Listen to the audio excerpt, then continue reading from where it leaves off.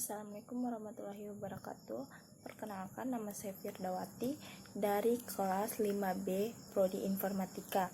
Di sini saya akan memenuhi tugas 11 mata kuliah Intermediate Level Study yang menjelaskan apa saja yang dibahas dalam video percetakan 3 dimensi yang telah dibagikan di Google Classroom.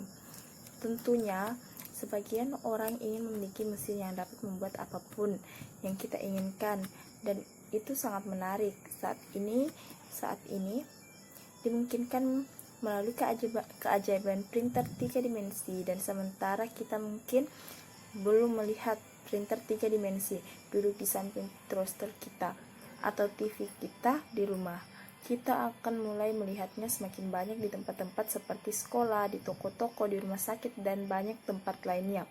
Tetapi apa itu printer 3 dimensi dan bagaimana melakukan percetakan 3 dimensi yang memungkinkan kita membuat hampir semua hal dari nol? Terlebih dahulu kita perlu mengambil langkah kembali dan lihat bagaimana kita bisanya membuat benda. Pada dasarnya ada 4 kali kita membuat hal. Yang pertama disebut manufacturing. Manufacturing subtraktif. Dalam pembuatan subtraktif, kita mengambil bahan seperti kayu atau logam atau batu dan kita memotong beberapa bagian yang membuat hal yang kita inginkan jadi. Kita menghilangkan atau mengurangi seperti yang kita lakukan dalam matematika. Bahan yang tidak perlu membuat sesuatu, dan kita bisa mengukir kursi kayu dari pohon atau membuat patung dari batu. Kedua, membuat barang tersebut membentuk. Di sini kita mengambil balok bahan dan kita menerapkan gaya untuk mengubah bentuknya. Favorit pribadi saya dari benda yang dibentuk adalah walleye dan granit, dibuat dengan cara membentuk plastisin. Cara ketiga, kita membuat benda tersebut pengecoran, dan ini adalah tempat kita mengambil bahan padat yang kita buat menjadi mold. Dan contoh pengecoran yang bagus, kami membuat kelinci coklat dan telur pasta.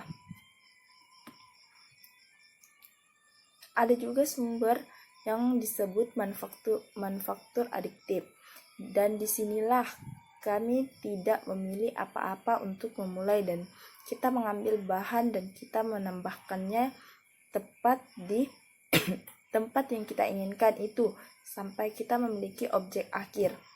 Percetakan 3 dimensi adalah suatu jenis manufaktur adiktif, dan ini melibatkan pembuatan objek dengan menambahkan bahan satu lapisan kecil pada satu waktu. Jadi bagaimana Anda melakukan dengan baik semuanya, dimulai dengan membuat gambar dari benda yang kita inginkan pada komputer kita. Percetakan 3 dimensi dapat membuat orang membentuk bentuk baru dan objek baru yang sebelumnya tidak mungkin. Dan semua jenis bahan yang berbeda dapat digunakan seperti plastik atau logam atau makanan atau bahkan sel hidup yang terbuat dari tubuh kita. Sehingga menggunakan printer 3 dimensi yang peduli dengan hal ini ada 5. 1. Insinyur menggunakan printer 3 dimensi untuk membuat bagian dari mesin jet lebih ringan dan kuat untuk membuat pesawat terbang.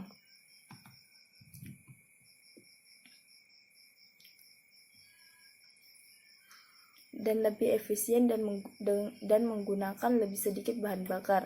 Dokter menggunakan printer 3 dimensi untuk membuat tangan dan lengan dan kaki. Tentunya ini adalah berita yang sangat pas untuk pasien yang membutuhkannya. 3. Koki yang bereksperimen untuk membuat jenis makanan baru yang menakjubkan yang bahkan tidak dapat kita bayangkan. Dan rumah sakit menggunakan printer 3 dimensi untuk membuat bagian tubuh baru bagi orang-orang seperti tulang baru, untuk memperbaiki patah tulang yang sangat parah mungkin di wajah atau di tangan. Bahkan menggunakan printer 3 dimensi untuk membuat objek dari tulang rawan. Bahkan yang digunakan ialah telinga, untuk membuat telinga baru bagi orang-orang yang mungkin pernah mengalami kecelakaan parah. Suatu saat kita bahkan mungkin dapat mencetak 3 dimensi organ baru baru di tubuh kita seperti ginjal atau hati menggunakan sel pasien sendiri.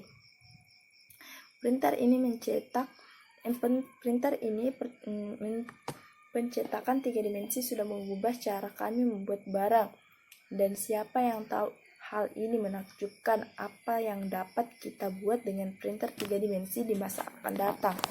Baiklah, itu saja penjelasan dari saya tentang apa yang dimaksud dengan percetakan 3 dimensi. Kurang dan lebihnya mohon dimaafkan. Wabillahi taufiq wal hidayah. Wassalamualaikum warahmatullahi wabarakatuh.